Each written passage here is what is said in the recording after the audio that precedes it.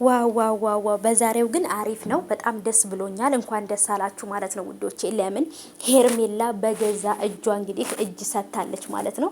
አብርሃም አንድ ጊዜ ጥሩ ሰው፣ አንድ ጊዜ መጥፎ ሰው ይሆንብኛል። ስለዚህ የሱን ውሳኔ ልስማና አልፈልግሽም፣ ከኔ ጋር እንድትሆኝ አልፈልግም ካለ እኔም ውሳኔ ወስኜ የራሴን ህይወት እኖራለሁ፣ ከሱም ህይወት እወጣለሁ ብላለች።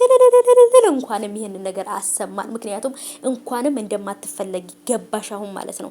ሰላም እንዴት ናችሁ ውዶች? እንዴት ቆያችሁልኝ? ቅድም ላይ የሆነ ቪዲዮ ለቅቄላችሁ ነበር በኤፍሬምና በቡዜ ጉዳይ ላይ። አሁንም ድጋሚ ተመልሼ መጥቻባችኋለሁ። እንግዲህ በጣም ትልቅ ይቅርታ ጠይቃለሁ። ለጆሮአችሁ በጣም ይቅርታ ጠይቃለሁ። በተደጋጋሚ ስለምሰሙት ይሄን ድምጽ ማለት ነው፣ ይሄን ድምጽ በተከታታይ ስለምሰሙት በጣም ትልቅ ይቅርታ ጠይቃለሁ።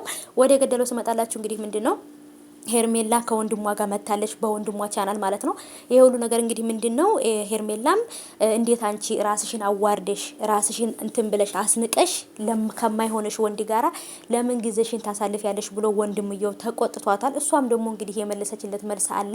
ምንድነው ያለችው? እኔ ወደዋለሁኝ አፈቅረዋለሁኝ፣ ግን አንድ ጊዜ ከኔ ጋር የሆነ ይመስለኛል፣ ቀጣይ ደግሞ ከተወሰነ ጊዜ ደግሞ በኋላ ይቀየራል። ስለዚህ የሱን ነገር መያዝ አልቻልኩም፣ ይፈልገኛል አይፈልገኝም የሚለውን ነገር ማረጋገጥ አልቻልኩም። ይሄን ነገር ካረጋገጥኩ በኋላና አብርሃም እንደማይሆነኝ ካወቅኩኝ የራሴን ውሳኔ ወስኜ የራሴን ህይወት እኖራለሁኝ፣ እሱንም ለመርሳት እሞክራለሁ ብላለችና፣ አዎ አሁን ትክክለኛ ሀሳብና ትክክለኛ የሰው ልጅ ሊያስበው የሚችለው ሀሳብ ትላላችሁ፣ የሰው ልጅ ሊናገረው የሚችለው ነገር አሁን ገና ሄርሜላ ተናገረች። በቃ አሁን ትክክለኛ አይምሮ ያላት ሰው እንደሆነች አስታወስኩ። በፊት ላይ እንኳን አይምሮ እንደሌላት ነበር ማምነውና አሁን ግን በዚች ንግግሯ የተወሰነች ነጥብ ጥላለች ማለት ነው። አሪፍ ነው።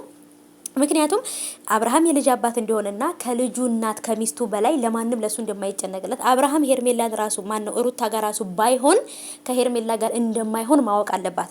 የሚስቱን የልጁን እናት ራሱ አልፈልግም ካለ ከሷ ጋር እንደማይኖር ማወቅ አለባት። ምክንያቱም ብዙ ያደረገችው ነገር ስላለ ያን ነገር አምኖ ስለማይቀበል። ስለዚህ ሄርሜላ የወሰንሽው ውሳኔ አሪፍ ነው። አብርሃምን ተይውና